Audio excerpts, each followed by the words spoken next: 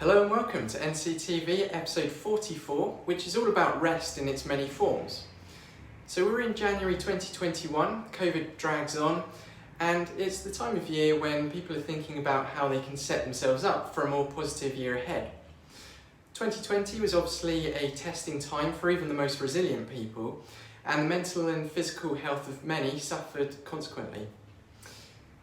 When you think about what you can do to achieve good health, most commonly, people may consider exercise and diet as the typical pathway to this. However, what is arguably just as important, and what often gets overlooked, is rest itself. You may be thinking, oh, it's okay, I get plenty of rest in the evenings in front of the TV.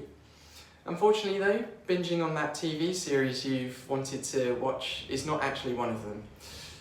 That's more likely to cause sensory overload, which will then require a period of screen rest.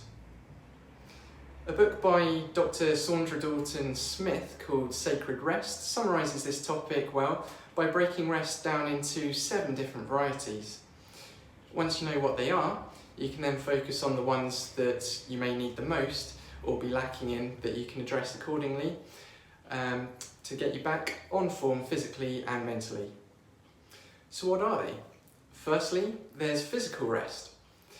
You'll know that if you need this, if in the last year you've gained a few more grey hairs or worry lines on the forehead, or you've been suffering from stiffness in the body, back and neck, fatigue and more muscle pains than usual.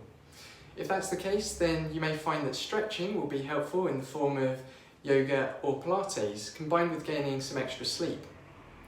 If you've not done yoga or Pilates before, there are plenty of free classes that you can access on YouTube, catering for all levels, and it won't be long until you soon notice a difference and feel all the better for it.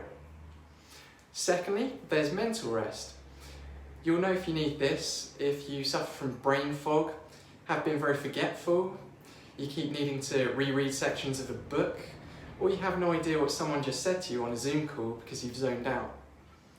Put simply, mental rest can be achieved in the form of mindfulness and meditation. If you're new to these, then I'd encourage you to check out the Headspace and Calm apps, which will help to guide you through certain techniques, helping you to find mental peace. Third is social rest, which might seem bizarre when people are crying out for human contact at the moment, whilst we're in the 3rd lockdown here in England.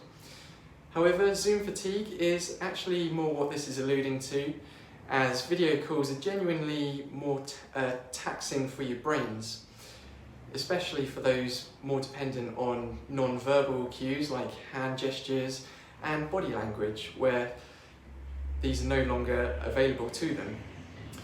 Our brains also suffer from having to maintain continuous eye contact, as well as the continuous partial attention created when you have a gallery view of faces all around you at once. This is why you find some people avoiding a social video call even when they're feeling lonely. A few ways around this might be to turn off your camera and just have a traditional phone call as well. That way your brain is only having to deal with the voice as opposed to interpreting other visual cues or even checking out your own face. Fourth is creative rest. When you're limited on what you can do and places you can go during lockdown, a great thing you can do to break the monotony is express yourself through art. And that may be drawing, painting, writing, playing music or dancing, for example. If you need some coaching on these, there are plenty of online courses and classes that you can join. Spending time outside in nature has also been proven to improve your creativity. Fifth is emotional rest.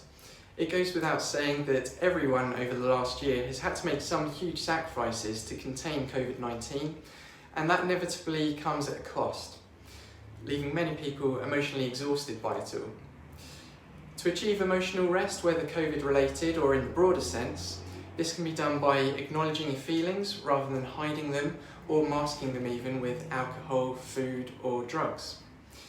Doing this may not sound particularly restful, but it'll make you more emotionally resilient in the long run. Outlets for this may be talking therapies, or even journaling, which has been proven to alleviate emotional distress by focusing your thoughts and gaining perspective. Sixth is spiritual rest. This doesn't necessarily mean that you have to be religious about it, although you can be. It's more about tapping into what gives life meaning to you and your deeper purpose. This could be visiting your happy place, or in whatever way, shape or form this might be, physically or virtually. Your fortress of solitude, so to speak, somewhere you know where you can emerge from feeling happier, rejuvenated and content. And finally, seventh, sensory rest, or also known as screen rest.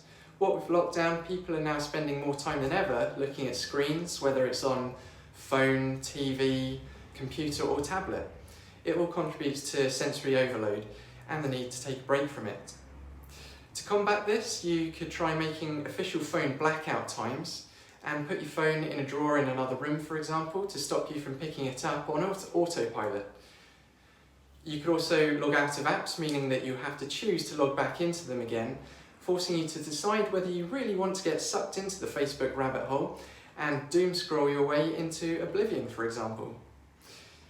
Enforcing sensory rest helps you to realise that you don't have to permanently be available to the world, and when switching off for an hour or so, you'll actually feel better for it.